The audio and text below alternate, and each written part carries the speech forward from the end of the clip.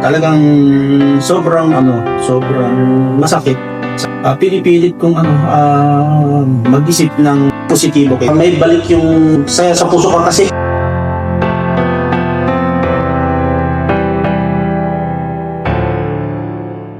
So hello po mga ka-business, magandang umaga, magandang hapon at magandang gabi po sa ating lahat at welcome po ulit sa ating channel. Ngayon po mga ka-business, makakasama po natin ngayon si Kuya Estong.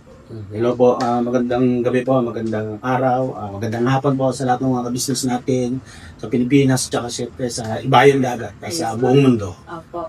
Bali ngayon mga ka-business, si Kuya Estong po ay parang pang 5 or pang 6 nating guest sa ating YouTube channel. At ngayon Kuya Estong siguro kamustahan muna tayo ngayon Kuya Estong. Kamusta ka ngayon Kuya? Ngayon, okay naman. Okay. Muna ba ang natugay? Tayo na. Yan. Patalastas po muna tayo, sandali lang po mga minamahal naming mga ka-business. Kami po ay dealer ng lahat ng klase ng mga sewing machine. Meron tayong brand new, slight use, second hand, at meron din po tayong mga high speed, aging, piping, button hole, button sew at iba't ibang uri pa po ng mga makinang ginagamit sa pananahi. Kami rin po ay tumutulong sa mga gustong mag-put up na kanilang sariling patahian. It's either a tailoring shop or a garments, dress shop, para po kayo ay may i-guide namin kung anong mga sewing machine ang inyong kakailanganin. Please po feel free to inquire at kami po ay magiging masaya na kayo ay aming paglingkuran. O tuloy na panonood mga ka-business! Tira! Mga nakaraang araw Kuya, kamusta ka? Yun ang parang hindi, medyo hindi okay. Yun. Parang napapansin ko, bihira kang mag-upload sa channel mo or kung may upload man, parang maikli lang yung minutes. Meron bang parang nag-iba sa gana mo lately? Yung simula nung tinang kaso ako, tapos parang nawalan ako ng gana. Parang gano'n yung pakiramdam ko na hindi ako makapag-isip na kung anong i-content. Yun, mga ganong sitwasyon ba. Tapos pag halimbawa nakakulong ako sa kwarto, parang nakaramdam ako na hopeless ako. Tapos yun, nalulungkot, parang gano'n. Kapag Kuya, pag nasa ganong parang nasa ganong kang phase ng buhay or ng araw, ano yung ginagawa mo para at least ma-lessen yung stress or lungkot na nararamdaman mo? Iniisip ko yung mga bagay na sinasabi ni kuya, ni papa mo, na dapat wag maging magpakain, magpalaman ngayon. Paano ba yung Huwag tamang maging negative. Yun, wag maging negative. Tapos yung iniisip ko na lang na kaya ko to. Pagsubok lang, parang ganun na sinusubok na naman syempre yung hindi lang yung damdamin ko, pati yung isip ko. So ayun po mga ka-business, narito po si Kuya Estong para may ibahagi ngayon yung karanasan niya or yung mga siguro mapag-uusapan din natin yung mga past niya. Bali ito mga ka-business, yung usapan po namin ni Kuya Estong, hindi po ito para may i-diagnose natin siya ulit mga ka-business, disclaimer lang po ulit. Dahil hindi po tayo nagda-diagnose mga ka-business, bawal po yun, tanging mga lisensyado lamang po ang maaaring mag-diagnose sa mga may mental health condition. Ito mga ka-business, bali yung pag-share ng mga ganitong nararanasan nila ay para may ihatid din po sa inyo yung awareness or kaalaman patungkol sa mental health. Ngayon Kuya Estong, tatanungin din natin ngayon yung sitwasyon mo dito sa bahay, yung pakiramdam mo sa kapaligiran, para malaman natin kung komportable ka ba sa current na ngayon, nararanasan mo. Kaya Estong, kamusta ka ngayon dito sa amin? Ramdam mo ba yung natahanan pa rin siya para sa'yo? Oo naman, ramdam ko siya. Lalo na siyempre sa support na pinapakita sa akin ng buong pamilya, na business family, kayo, yan, sila kuya. Talagang ramdam na ramdam ko. Bali mga ka-business, siguro po may mga bago tayong viewers. Si Kuya Estong po kasi matagal na silang magkaibigan ni Papa. At nung nagsisimula lang din po si Papa mag-vlog, naisasama na rin po siya ni Papa. Ngayon nga lang po mga ka-business, nagkaroon din po ng pagsubok sa family namin at kay Kuya Estong para nagkaroon ng misunderstandings. At after po nun, nandito na ulit sila, kasama niya po yung panganay niya na si Kuya Amaru. Ayan, kaya tinatanong po natin ngayon kung ano yung kalagayan niya. Bali, pangalawang beses na po nila muli na nandito sa atin. Ngayon Kuya Estong, minsan ba naiisip mo kung hanggang kailan ka na lang sa amin or parang may iba ka pang plano sa sarili mo? Sa akin, hindi ko naiisip yung hanggang kailan eh. Ang more naiisip ko kung paano makapag-ambag, hindi man financially, kundi para sa kabuuan ba, yung ganong sitwasyon.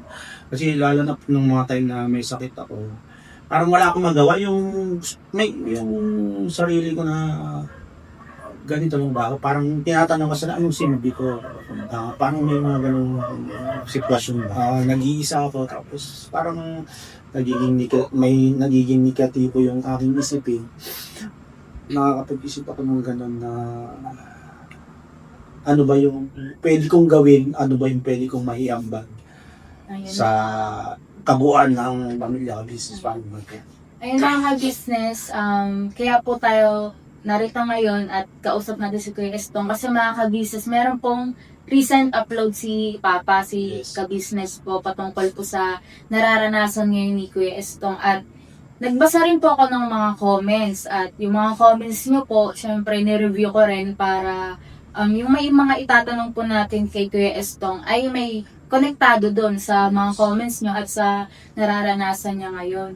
Ngayon Kuya Estong, sabi kasi dun sa ibang mga comments, baka raw mas ganahan ka kapag may sahod ka dito or yun nga, konting allowance. Sa totoo lang Kuya Estong, gusto mo ba yun or anong masasabi mo dun? Sa akin, hindi ko na siguro dapat kasi alam ko sa sarili ko at kilala ko naman si Kuya na pag meron yan, hindi pwedeng hindi ako bahagian o aputan kung ano man yung kaya niya. Kaya sa mga ganong sitwasyon is nauunawaan ko yung mga bagay-bagay na kahit yung sahuran hindi naman big deal yun eh, hindi big deal siya. Kasi kung yun nga, siguro nagkukulang lang ako sa motivation para siyempre may sarili naman akong channel. Pero yung magiging sakuran, hindi ko pasok sa isipan ko, hindi big deal sa akin kasi yung pag-stay pa lang namin dito, napakalang bagay, yung pag-aaral ni Amaro, ganun. Tapos, ang mas naiisip ko siguro yung tamang ano ba ito, sabihin tamang formula ba na para makaambag ako ng Para yung unti-unti, makikita mo yes. progress ka sa sarili mo. Yes, tama. Ayun mga ka-business, nga nagbabasa rin po kasi ako ng comments at sinasabi ng iba kasi baka walang sahod si Estong kaya siya nagkakaganyan. Ngayon mga ka-business, nasagot naman na po ni Kuya Estong, parang siguro para sa akin, yung nararanasan po ni Kuya Estong na nawawalan siya ng gana, hindi niya alam kung anong gagawin niya. Yes. Parang hindi naman po siya agad about financial. Kasi yun nga mga ka-business, naghahanap siya ng motivation. Parang hindi unang agad pumapasok sa isip niya yung financial. Yes. Parang ang gusto niya, motivation. Ayun nga, kasi lang hindi niya mahanap kung anong gagawin niya, kung paano siya magsisimula. Yes. At ayun lang mga ka-business, lahat ng nag-i-struggle sa mental health ay financial agad yung problema. May mga malalalim yan na kahulugan mga ka-business, kaya nga dapat iniisa-isa yan. Pag tayo po mga ka-business, kapag dumating sa point na kailangan tayong i-counseling, ayan, yung mga mental health professionals natin, talagang i-assess tayo mga ka-business to the point na babalikan yung mga childhood experiences natin, kung bakit, ano yung ugat, kung bakit tayo narito ngayon, kung bakit tayo na-shape ngayong matatanda na tayo o malalaki na tayo. Ngayon Kuya Estong, di ba, sinasama ka ni Papa sa pag-vlog, ayan, kapag may mission or may mga lakad, anong nararamdaman mo doon? Kamusta ka kapag sinasama ka ni Papa? Okay ba yun sa'yo or may mga times na parang gusto mong magpaiwan muna or dito lang muna sa bahay? Para sa akin, nagsasabi naman ako kung gusto kong magpaiwan at sa pagsama sa akin, kumbaga, masaya din ako. Masaya yung aking, loob na siyempre nakakasama sa mga pag-mission ko yan kila Papa Nils. At saka nagsasabi naman ako pag hindi ako okay hanggang may nararamdaman ako kakaiba at hindi ako makakapag tao dito Parang makakapag-function na yes, makakapag-function. Ayun, mga kabisnes, bali Kuya Estong, masaya ka minsan kapag nasa pagbablog or nakakasama sa Mm. pagbablog. Kaso lang, may mga times na parang hindi ka talaga okay, hindi mo Yes. pipilit. Yes, kasi siyempre ayaw nating masira yung kung ano man yung vlog na gagawin. Tapos maging pabigat tayo sa sitwasyon. Ngayon ito Kuya Estong, tatanong naman natin ngayon yung patungkol sa pamilya mo at saka sa relasyon. Para dito, mga ka-business, para siguro lumabas yung internal struggle. Ayan. Ito Kuya Estong, alam kong hindi madali yung sitwasyon mo kasi gayon nga, hiwalay ka sa mama ni Amaro at ni MM. Tapos si Bunso, si MM nandun sa mama niya, hindi kayo magkasama. Ngayon Kuya Estong, paano mo siya hinaharap yung ganitong setup? Parang broken family siguro matatawag Actually, natin. mahirap na sitwasyon yung ganun kasi galing ako sa ganun yung mama at papa ko, hindi ko din kinalakihan na kasama ko sila kasi sa lolo't lola ako lumaki. So, napakahirap at lalo na yung nangyari sa amin nung mama nila na matagal kami magkasama tapos biglang nagkahiwalay. So, parang ang hirap tanggapin. Talagang sobrang masakit. At natutunan ko na lang ding tanggapin yung katotohanan na bakit nangyari yun at syempre magpatawad kung ano man yung nangyari sa amin.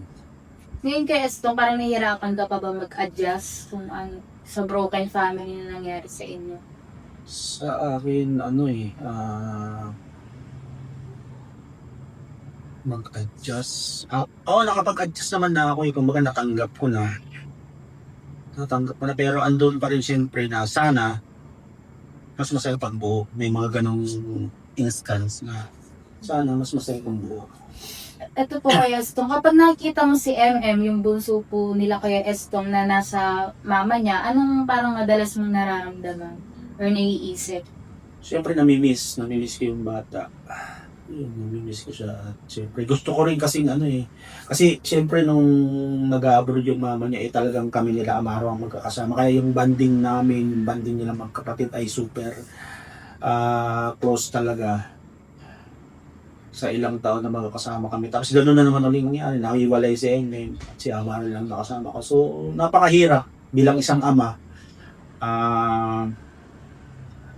At gustuhin ko mang makasama ulit yung magkakasama kami pero may mga pagkakataon talaga na hindi pwede. Kaya yun, iniisip ko na lang na magalaw siya ganun, at magkasama kami kahit mga kasi gusto ko talaga may paramdam din naman siyempre na yung kung paano ako nagiging tatay sa kanila nung magkakasama pa kami. Kasi parang nawala. Yun.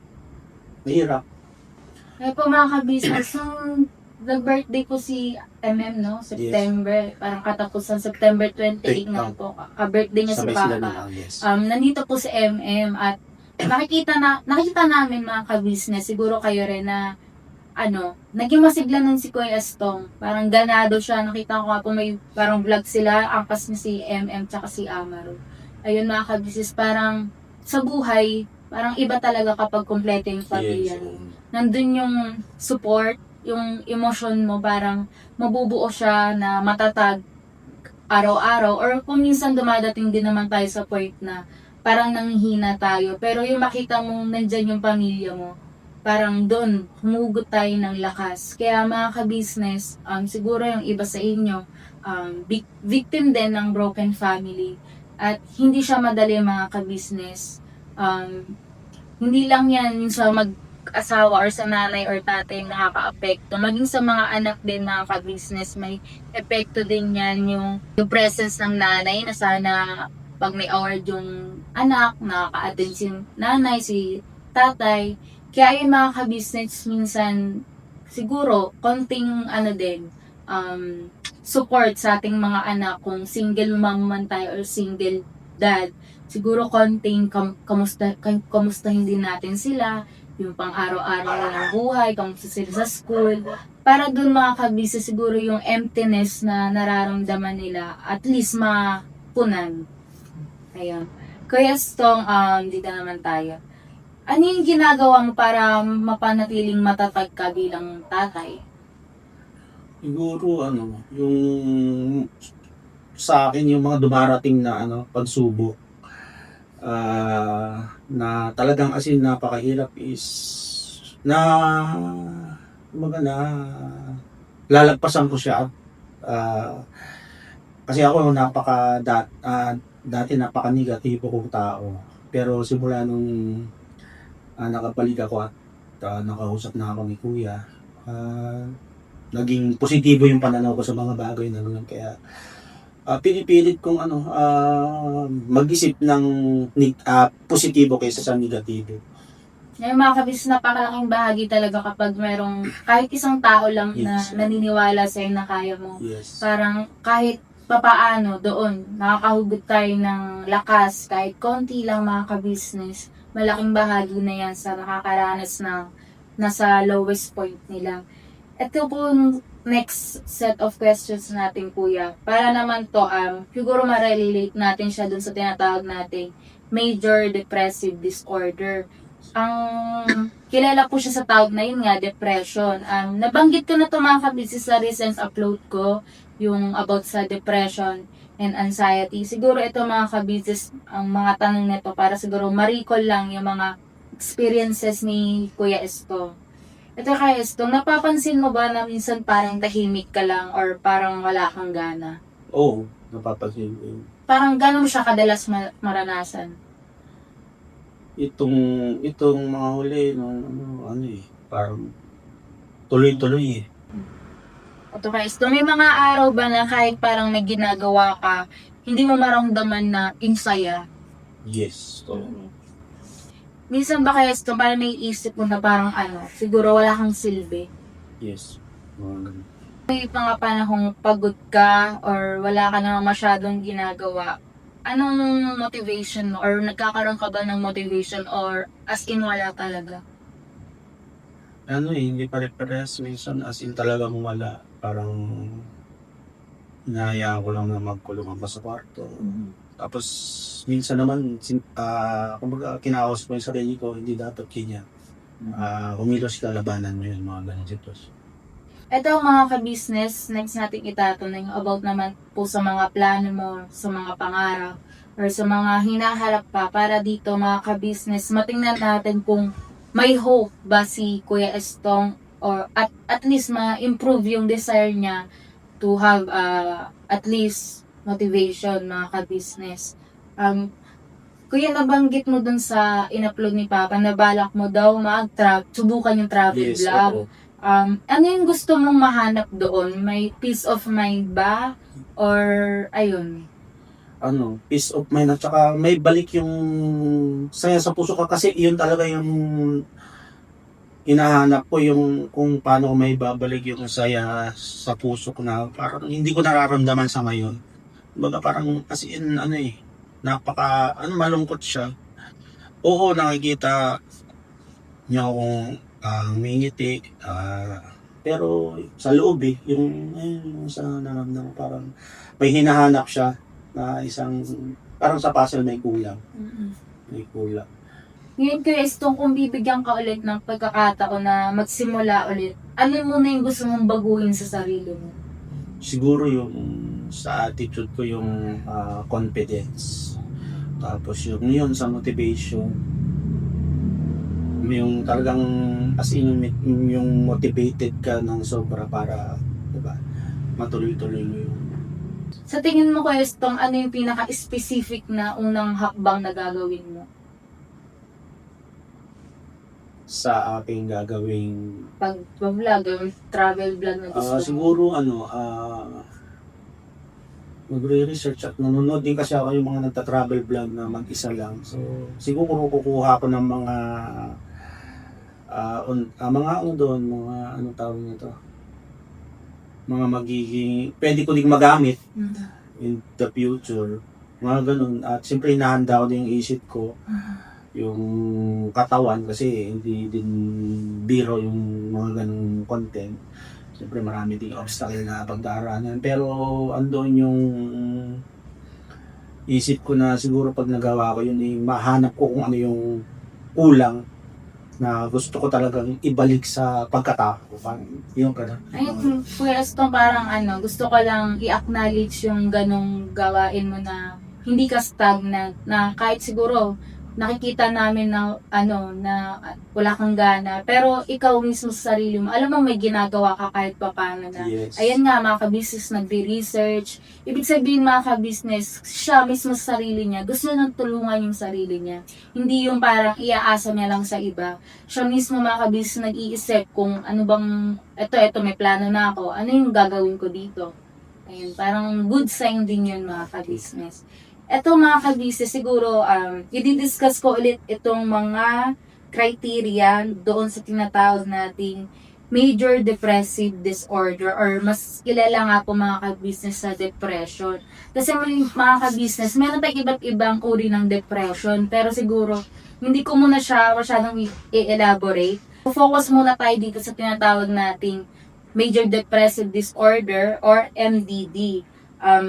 Ayon po sa DSM-5, masasabi nating merong depression ang isang tao kapag nakakaranas na siya ng matinding kalungkutan, pagkawala ng gana sa mga dati niyang ginagawa na, at dapat tatagal siya ng 2 linggo o higit pa. At kapag nandun na yung mga criteria na yung mga ka-business, kapag nakaka-apekto na rin siya sa pang-araw-araw nating gawain, halimbawa, hindi ka na makapagtrabaho, hindi ka na makapag-aral, parang tinataboy mo na yung mga tao sa paligid mo. Ayun, possible mga ka-business na maaaring meron na po tayong major depressive disorder. Ito na po yung mga criteria. Una, depressed mood or malungkot. Yung halos araw-araw malungkot ka. Maaaring nararamdaman mo mismo or napapansin ng ibang tao. Pangalawa, wala nang gana or interest kahit sa mga dating nakakapagpasaya sa'yo, nawawalan ka na rin ng gana. Pangatlo, malaking pagbabago sa timbang or gana kumain. Minsan, kain ka ng kain. Ayun. Or kaya minsan naman, tumataba ka kahit wala ka namang masyadong kinakain. Pang-apat, problema po sa pagtulog. Yung tinatawag natin insomnia. Ang insomnia mga ka-business, ito yung hirap ka matulog. At hypersomnia, ito naman yung tulog ng tulog. At ito pang 5, pagbagal o pagkabilisa sa pagkilos araw-araw. Halimbawa, napapansin mo na sobra kang tahimik, mabagal kumilos, or di naman minsan para kang aligaga or balisa. Pang-6, mga ka-business, palaging pagod or walang energy. Pang-7, pakiramdam mo na wala kang kwenta or wala kang silbi. Kahit minsan, hindi mo naman kasalanan, parang minsan sinisisi mo yung sarili mo. Pang-8, hirap mag-isip or mag-concentrate, mag-desisyon. At panghuli po mga ka-business, maaaring nag-iisip ka na ng mga bagay kung paano mawawala yung buhay mo or ito nga yung tinatawag natin suicidal thoughts mga ka-business.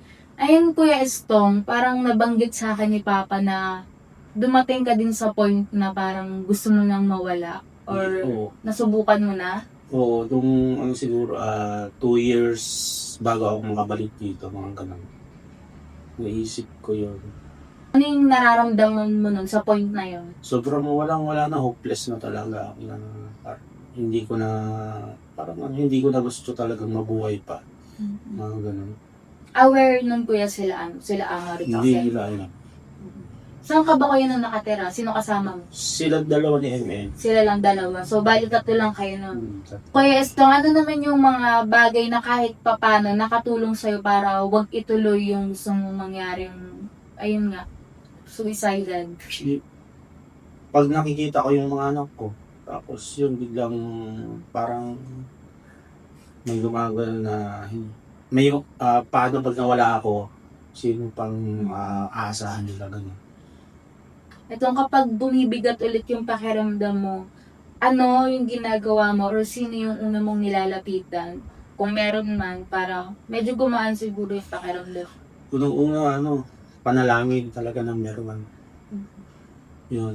Tapos, ako kasi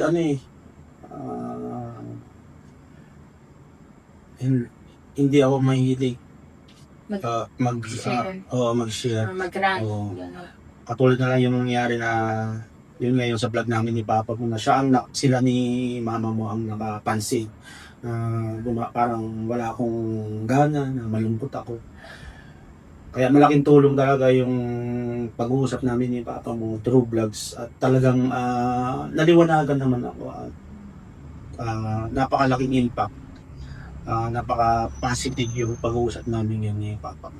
Ayan. Salamat kuya. Ito naman po mga kabisnes, nandito na po tayo sa pagpapayo. Siguro itong mga pagpapayo na rito mga kabisnes para in general na din siya na kung ito man din mga kabis nararanasan nyo, siguro itong mga konting pagpapayo po natin kay Kuya Estong ay siguro maaaring makatulong din po sa inyo. Ito Kuya Estong, una, kilalanin yung nararamdaman. Halimbawa, kung nalulungkot ka or galit ka, wala kang gana, i-acknowledge mo yun. Parang unang hakbang is aminin mo sa sarili mong nagagalit ka, nalulungkot ka. Kasi kapag mga ka-business, kapag aware tayo sa emosyon natin, mas madali tayong humingi ng tulong or at least mabago man lang yung mindset natin. Kumbaga, huwag nating i-deny yung totoo nating nararamdaman. Pangalawa, magtakda ng maliit na gawain araw-araw. Halimbawa, gigising ka ng gantong oras, ayusin mo yung higaan mo, or gumawa lang ng katulad kay Kuya Estong, gumawa ng simpleng vlog. Kasi ngayon mga ka-business, yung mga ganong simpleng gawain, nakakapagpataas yan ng dopamine natin. Yun nga pa nabanggit ko na po ito sa recent vlog ko, yung mga iba't ibang neurotransmitters sa brain natin na nakakatulong para magkaroon tayo ng gana. Pangatlo, hanapin ang dahilan ng pagbangon. Ayan, isipin kung para kayo ka bumabangon, ayan, katulad sa mga anak, sa sarili, para siguro, kuya, magkaroon tayo ng motivation at, ayun nga, mababawasan yung pakaramdam natin hopeless tayo. Pang-apat, ayusin ang routine, ayan, para magkaroon tayo ng stable na mood at energy. Para doon, makakatulong siya para maging productive tayo. Panglima, makipag-usap at humingi ng suporta. Ayun nga mga kabis, lagi ko naman itong nababanggit sa mga recent vlog ko na yung paghingi ng tulong, hindi naman siya sign na as mahina ka. Actually, sign po yun ng katapangan at ayun nga, kasi kapag humingi ka ng tulong, dun makikita ng ibang tao na yun na pala yung nararanasan mo. Samantalang yung iba kasi mas kinikimkim nila yung nararamdaman nila at takot sila ma-judge. At hindi rin naman natin sila masisisi mga ka-business. Kaya, saludo din po ako sa mga nagko-comment sa mga upload po natin ng mga nararanasan nila.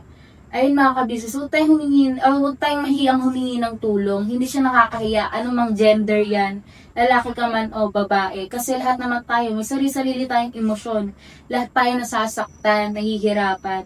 Hindi naman porket lalaki ka, hindi ka na pwedeng umiyak, hindi ka na pwedeng manghina. Kaya, ayun mga ka-business, yun lang. Huwag tayong mahiyang humingi ng tulong. Ayun mga ka-business, parang ang pinakabuod nito, parang kahit konting hakbang lang kuya, kahit masasabi mong hindi siya malaking step, pero yung step na pakunti-kunti kada araw at tuloy-tuloy, mapapansin mo yun na may progress na. Ayun lang po mga ka-business. Salamat po sa inyong panonood at patuloy na suporta sa buong ka-business family. At nais ko lang din po ulit magpasalamat kay Kuya Estong sa katapangan niya sa pagbabahagi ng kanyang karanasan.